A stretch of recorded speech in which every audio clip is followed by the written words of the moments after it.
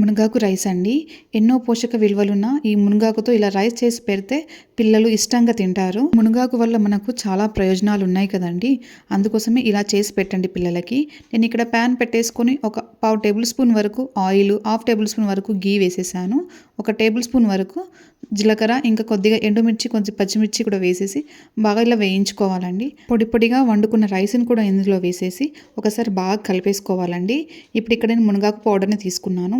మునగాకును బాగా కడిగేసి నీడలో ఆరబెట్టేసుకొని కొద్దిగా ఆయిల్ వేసేసి వేయించుకొని అందులో శనగపప్పు, మినపప్పు, వెల్లుల్లి, జీలకర్ర, ధనియాలు, కొద్దిగా సాల్ట్ వేసేసి ఇలా వేయించుకొని మిక్సీ పట్టుకొని పెట్టుకోవాలండి.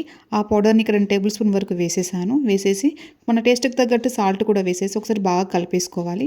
ఆ తర్వాత కొద్దిగా నెయ్యిని కూడా వేసేసుకొని ఇలా కలిపేసుకొని కొద్దిగా నిమ్మరసాన్ని పిండుకోవాలండి. టేస్ట్ చాలా బాగుంటుంది. అంతే అండి, ఎంతో టేస్టీగా ఉండే మునగాకు రైస్ రెడీ అండి.